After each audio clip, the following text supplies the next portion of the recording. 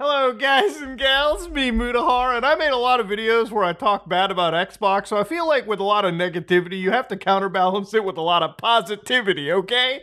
Now, ladies and gentlemen, I'm going to start off by saying it's not amazing when the most exciting part of a games event is getting excited to see them actually just showing games, and not other nonsense, okay? No Kinect BS, no let's watch Price is Right on my Xbox with my grandma, even though that's fun sometimes. No, I buy a video game system to play games on it, okay? Now, Xbox had a showcase about 2 hours ago, and I'll be real, man, I am Diamond Tom Brady hard right now because they showed some real banger games, especially from franchises that I thought were long dead, okay?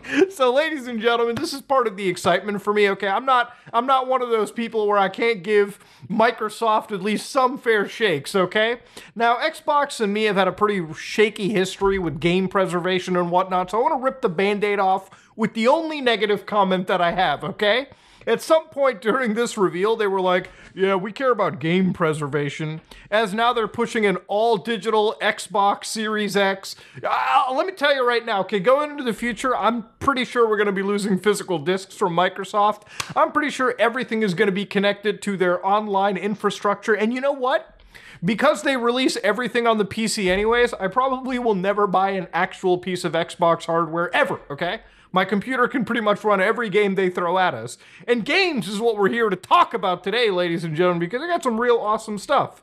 So I'm going to save Call of Duty for last. I'm going to kind of go in order of what they showed. But before we talk about anything related, just another piece of prime Xbox preservation. So apparently Call of Duty HQ now needs 309 gigs to install onto a system. Now, what's really hilarious is apparently Microsoft has, I guess, confirmed that everything about Black Ops 6 requires the internet to function, including the campaign for, get this, texture streaming. Bitch, what the fuck was the 300 gigs on my hard drive supposed to be? What? What do you mean stream the textures? Well, you want to take you want to metastasize on my hard drive and then still require the internet? How is that preserving? Anyways, before my blood pressure goes through the roof, let's just talk about games. One of the first things was Doom. Now, Doom is something I've covered in the past. I've played the games when I was a kid. I've read the creepypastas. I've made the haunted gamings. I've played Doom 2016. I've played through all of these Doom titles. And I can tell you right now, when it comes to twitchy, first-person shooter gameplay, this is the franchise you want to be at. So they got this Doom Dark Ages, which I guess kind of takes it to an entirely different, direction. The story is so over the top at this point. Like, we went from an entire organization opening a hell portal and Doomslayer basically going into and destroying all these crazy demons. The story for Doom is never something that I focus on to. It's really just the gameplay, and what they showed was, a lot of guns, they showed a lot of abilities, they showed some dragon flying abilities too, so honestly, if you're into just destroying demons, I'm sure Doom the Dark Ages pretty much has everything set and going for you, okay? And just leave it to the Doom community to already have a modded map with the actual weapons from the Dark Ages already in. Never change. Never. This community is one of the greatest gaming community that I've found. Not even an hour after release, this map is already available to download. Again, moving in forward, they have State of Decay 3, which, look, I love zombie games, but you know what I love more than zombie games? I love micromanaging bases, okay? If you ever look at my game time for games like Metal Gear Solid 5, a good half of that is probably spent modifying the tiniest of things in Mother Base, and I can say the same is going to happen for State of Decay. If anybody doesn't know what game this is, basically it's slightly open world. You basically get to go out into the world and fight zombies and collect resources, and you come back and basically manage an entire base, the lives of your entire, residents, and basically bring humanity back and build yourself up and survive together, okay? You prevent the decay from happening. And I think State of Decay 3, not only does it look good, I mean, most of the trailer that we've seen here is like all CGI anyways, but I can already imagine what the gameplay is going to be like. There isn't a release date for this game. In fact, there's not a release date for a lot of the games we're talking talking about. 2024 is, you know, if you're lucky, you'll find release dates for things like expansions or DLCs.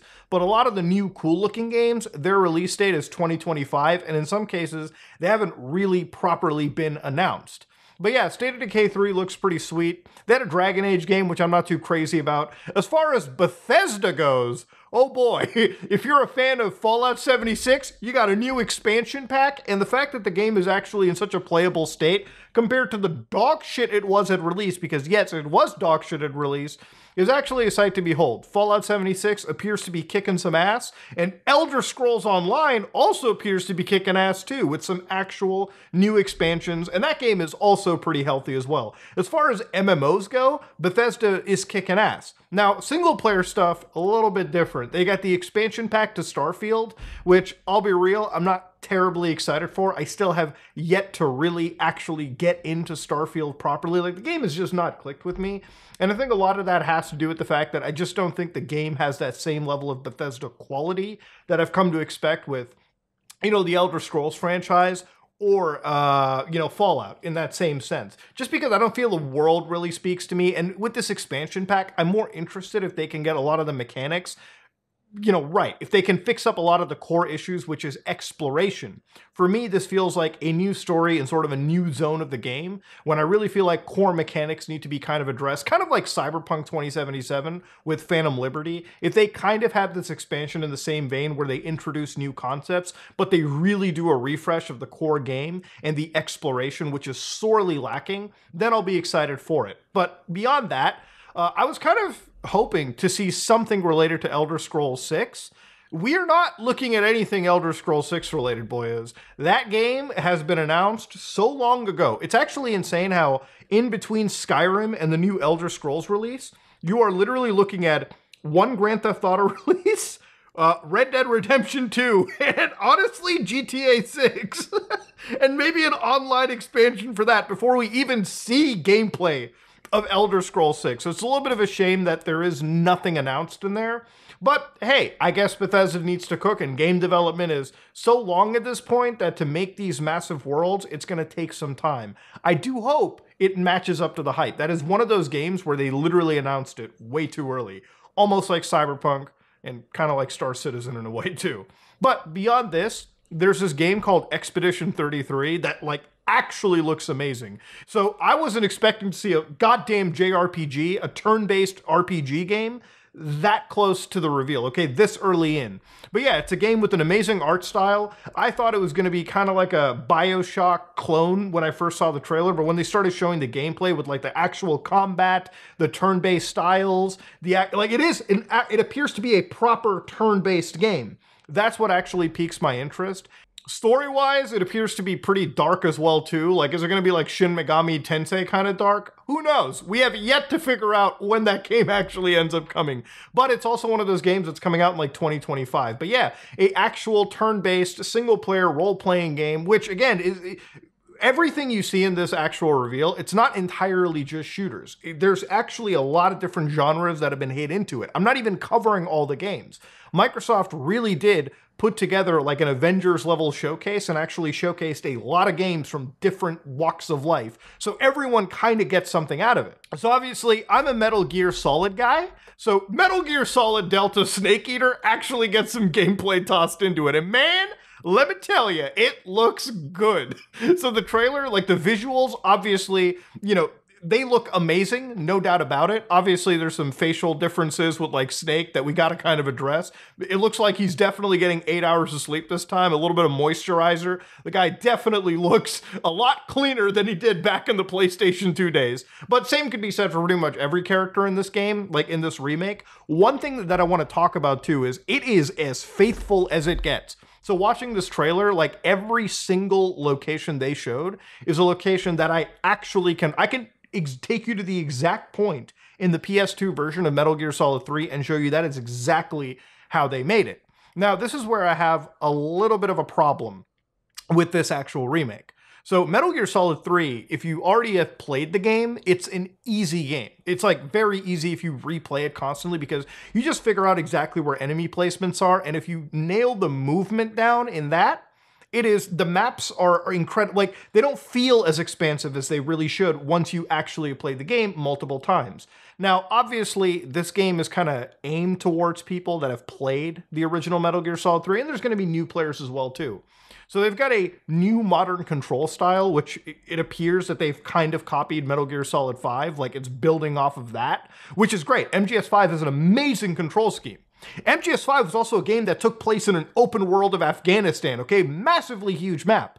Metal Gear Solid 3, I feel like, is one of those games that's going to be like half of the original game's length, just because moving through environments is going to be a lot quicker with that new movement. Now, obviously, they can counteract this by fixing up the AI a little bit and making sure that the stealth is a lot more difficult than it was in the original game. If you played the original Metal Gear Solid 3, even in the harder difficulties, it almost felt like as long as you knew exactly the right camo percentage, you could absolutely navigate yourself through the entire game and exactly manipulate the AI. So maybe they can upgrade it to a point where like the AI is like, you know, actually super dynamic. They're actually working together, like kind of like MGS2 room clearing style.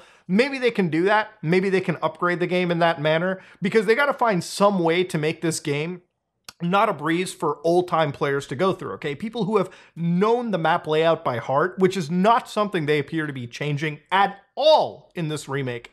So that's something that I kind of want to see them address, or I'm hoping that is one of those things that is addressed when it releases, okay? So anyways, going in forward into it too, the next game that I was super hyped for was Perfect Dark. Now, this is one of those reveals where like, I didn't even know it was Perfect Dark to begin with. like, so they have this trailer where like they skydive from this like tornado into like this location where they're, you know, doing actual investigations, right? So I was like, oh man, this kind of looks like Deus Ex. And then there was like a moment in the trailer where they were like actually like parkouring, like it looked like Mirror's Edge. And part of me was like having heart palpitations, like there's no shot they're gonna have a Mirror's Edge game. But then it ended up being like a Perfect Dark release, which I've never been like super into the Perfect Dark franchise, but to me, it's always been like kind of for me, the Perfect Dark franchise is like the Xbox 360 launch game extravaganza. It's like one of those things that showcase like, bro, this is what next generation graphics looks like. So obviously Perfect Dark, I don't think the game is trying to be this graphical powerhouse, although the art direction looks insane. I do think that this game is designed to be more like an immersive sim, rather than, I guess, like a Perfect Dark game. But then again, I have to play the Perfect Dark franchise to really be more in tune with my critique of it. But yeah, the trailer that I saw looked interesting, and like as somebody that is into Deus Ex, into System Shock, like into immersive shooters, I feel like that's what this development team was like kind of trying to tap into.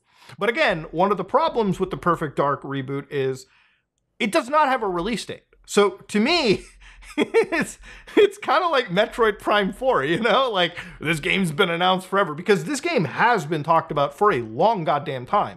So hopefully that release date gets solidified. Hopefully something ends up actually, you know, being played in my hands. And it doesn't end up being like Crackdown 3, where that game got announced decades and eons ago, had an amazing concept, but ultimately the final product was like this dog water, you know, bargain bin release. So hopefully Perfect Dark comes out pretty sweet. Then they got Diablo 4 stuff, which I'll tell you right now, Blizzard makes some goddamn amazing CGI. But I am not excited for a Diablo game. Like Diablo 4, ever since I played it at launch, and absolutely have been like blown away at just how lackluster it was compared to Diablo 3. I know that they've released like a Loot Reborn version of the game. Maybe I got to give that a try, but aside from the CGI, is something with the Diablo franchise needs like a total retuning. Like the game is not the same addictive formula that I once got into. Maybe I've grown out of it. It is what it is. But the other game that came back is Fable. Now, Fable is another game that has basically been talked about at Xbox for a long time, okay? I swear to Christ, we were supposed to have like an actual Fable game on the Xbox One days. So this game is coming out in 2025, and it's an Albion. You know, it follows the story of this one girl character, and I don't think there's any character customization based on how this trailer portrayed this character and like their importance to the world. So it really feels like this is more of a story, almost like a linear story that they've kind of crafted just for this. There's not really a whole lot of character customization. At least that's what it seems in this version of Fable. The thing that I want to say is visually it looks amazing. It kind of gives me like Witcher 3 vibes. I just need to see more gameplay for Fable. Okay, Fable's not one of those games that like grabs me instantly. It's one of those games where the choices that you make throughout the story are more important than the actual, I guess, action RPG games side of it too. Because Fable, if you've ever played Fable 1, 2, and 3, have always been games where you play through them and at points, at pivotal, areas in the storyline, you have actual decisions to make. And those decisions greatly affect the later outcome of the games too. So it's one of those things that I want to see Fable kind of build upon. I feel like if they have a set in stone character, I don't know if role playing or that good versus evil balance is something that's going to be handled in the best of ways. But again, the game hasn't exactly released yet. In fact, even the gameplay shown is tentative at best. So we're gonna have to wait until they show more about it too.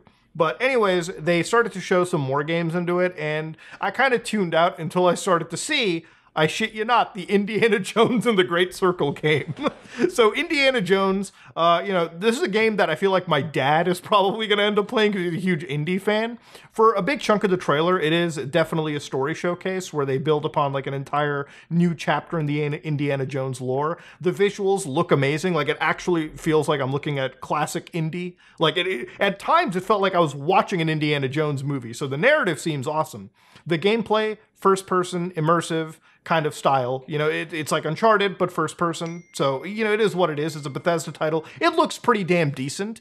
But yeah, Indiana Jones Great Circle, it's going to be a fun Game Pass game to play. And speaking of Game Pass, literally every game on this list, with the exception of like World of Warcraft, which, is a Blizzard PC exclusive, subscription-based MMO. Yes, Microsoft property now.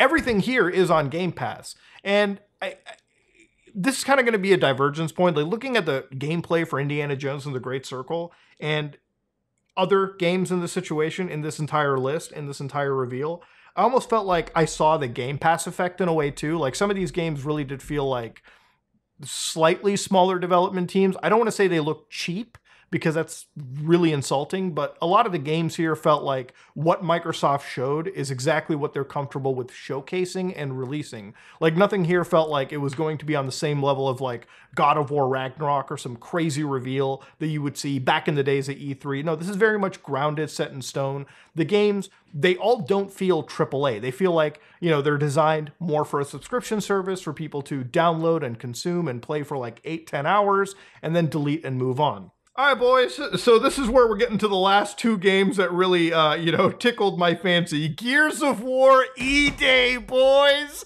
Now, we haven't had a Gears of War game in a long time, and I almost thought that maybe there was some internal shit going on in Microsoft where they were just like, yeah, we hate Gears of War. Now, Gears of War is like an Xbox property through and through. This is an entire, people are like, Halo defines Xbox. For me, Gears of War defines Xbox. This is, for me, when I jumped into Xbox proper. Xbox with Gears of War 1, Gears of War 2 launch day, Gears of War 3 launch night, and then Gears 4, 5, and then finally getting into what E-Day is. Now, for anybody that doesn't know, when I saw this trailer and I saw just the bandana, you could recognize, bro, you're looking at Marcus Phoenix, but it ain't old Marcus Phoenix, it's young Marcus Phoenix. And then you got young Dom Santiago, boys. So immediately I'm like, bro, this is a prequel game. And you know what's exciting about a prequel game in the Gears of War franchise is that E-Day, which is actually, so for anybody that doesn't know Gears of War lore, Gears of War 1 starts 20 years after an event known as Emergence Day, which is like basically a day when humanity, like all of humanity effectively basically died, okay? Like Locust, this entire horde emerged from the center of the earth, laid waste to humanity, and it basically destroyed the world. And the entirety of the Gears of War franchise is set 20 years after that entire, event had occurred. Humanity still to this day is consistently trying to rebuild what we have lost. So when I saw this trailer and I saw E-Day at the end of it, that was exciting because we have never really had anything other than, drips and drabs of DLCs, stories, where we've touched upon this cataclysmic event. finally we actually have a actual Gears of War game that is set in that entire time period. Which again, if you're a Gears of War fan, this is something you absolutely wanted to see. And finally getting like an older squad back, like at least Marcus and Dom, is all you effectively kind of need to pique anybody's interest. So yeah, it's not exactly, you know, the new Gears of War, like, you know, the modern franchise, but it is absolutely a critical story piece that is finally being talked about in actual, like, you know, games, or actually being playable at some point. Now, obviously, this doesn't actually have any form of release date either. And I guess that's just because these are games that are going to be cooked in development. I think anytime you don't see a release date, it's going to be something that's going to come out 2026, to be honest with you. Like, they are prepping for an internal delay at this point. And maybe that's a good thing to not set our expectations right there. But yeah, Gears is coming up. Now, the last thing to talk about is Call of Duty. Now, I don't have much to really say here, but I can say that my interest is definitely a little piqued at the Xbox event for what they showed. Now, with Call of Duty, there are three key pillars to this game franchise, at least with Black Ops, like the Black Ops sub-franchise. It's the campaign, it is the multiplayer, and it is, in fact, the zombies mode. Now, what they talked about in this reveal was mostly for the campaign, which is an exciting thing for me because usually when a COD developer is speaking about a campaign, it means that it's probably not just going to be a 4 to 5 hour long campaign at this point. In fact, I don't even remember the last time that a COD reveal has ever happened where they have talked about an actual, campaign to this extent. So the game takes place during the, early 90s, towards the fall of the Soviet Union. And again, that period of the 90s where government distrust was a huge thing. So the game follows like two new characters, Woods, and them going rogue, fighting against the United States in a way too, because they're rogue. They're fighting against the people that trained them. And they've got a whole slew of set piece moments going on. They've got palace raids all the way to like casino heists. Like, this game seems like whatever they're giving you, like single player wise, they've decided to craft some of the largest single player maps and have given you multiple ways to actually handle the entire, game. Now, this could be amazing, or it could be like a little bit like Call of Duty Black Ops Cold War, where it felt like they had this open world design, but they didn't really go fully into it. This is a situation where they're showcasing you massive maps, and hopefully they give you actual avenues to constantly do things with, maybe replays and whatnot. That's kind of where the campaign is sort of pushing you into. And it's exciting. It definitely is there. It feels like they're building off what they did with Black Ops Cold War. And I'm not, like here's the thing, I'm reserved. I'm not super duper excited to throw my hat into the Call of Duty ring because at the end of the day, it could be a complete steaming pile of shit. It could be an actual campaign that maybe just lasts 5 or 6 hours. But the hopeful part of me hopes that it's probably like a 12, 13 hour campaign. And the way that they've described it, everything appears to actually be a set piece, which that is the best part about Call of Duty campaigns. If you play through Call of Duty campaigns, it's like, signing in, it's like, turning your brain off, popcorn shooter, you're watching an action movie, spy thriller. That's at best what a COD campaign is supposed to be, okay? And if that's what they aim to do and that's what they bring, then this could be one of the best campaigns that Call of Duty has ever brought. And it's something that, as somebody that plays COD campaigns and looks forward to a lot of that, like that's the only, like, for me, the last few releases, if I could only buy the campaigns for like $20, I probably would. This is something that looks like an actual amount of love and effort has went into it. So I'm excited to see what they do. Now, as far as the multiplayer side of it goes, they've got like 16 brand new maps, like actual brand new maps to the franchise, which I'm glad that there's not like a whole slew of remakes and reworks, which I think really muddies a lot of previous Call of Duty entries. Like even with Modern Warfare 3 that released last year, it's like it's hard to get excited about a game that you played basically a decade ago in Modern Warfare 2 map-wise. So it's exciting to see them come up with like new actual brand new maps, which is kind of the thing you expect from like video games, right? Like, oh, you're releasing something to me every year for $60. And this is on Game Pass at least now. Give me all new stuff. Give me something new to play in, right? So that's something that they've got coming forward. As far as the actual prestiging goes, they brought back classic prestige. So you go from level 1 to 55 and you actually lose it all again just to re-level. It's not like the previous couple of COD games where you get to level 55 and it's just like, all right, whatever, just keep leveling. So I actually look forward to it. That brings me back to my childhood. So I'm kind of excited to see some Black Ops prestiging action. They've got like Prestige Master, which gives you something really rare at level 1000. Pretty sure it's just a camo, but you didn't hear that from me. And finally, round-based zombies is back, okay? Meaning that there's no Warzone DMZ version of zombies. It's just round-based as always. They've got 2 maps at launch, which again, I'm excited to see where they take it from here on in. Look, I feel like a lot more gameplay needs to be shown to win me over. From the campaign perspective, I am interested. Multiplayer, it's still going to take me a fair bit to get excited about COD multiplayer again. I feel like I'm just too old for it, like it's just too twitchy. As far as zombie goes, I'm excited to see what the zombie gameplay looks like, but I need to see actual gameplay. CGI trailers don't exactly, get me excited for a COD experience anymore. I need to see more actual gameplay to be truly sealing the deal. But it is beneficial that you don't have to spend $60 to buy this anymore. It's part of Game Pass, so at least trying it out isn't going to be a financial burden to like anybody who just wants to experiment and play with Call of Duty. But yeah, look, at the end of the day, I know that I've been yapping a lot, but I had a lot to say about, a lot of these games that were showcased. There's a lot of games to talk about. And honestly, Xbox did a good enough job where they showcased the games that people wanted to see. And they showcased a lot of what Xbox is known for. Even if it wasn't Halo or Forza, finally, we've seen things like Gears of War come back into the limelight.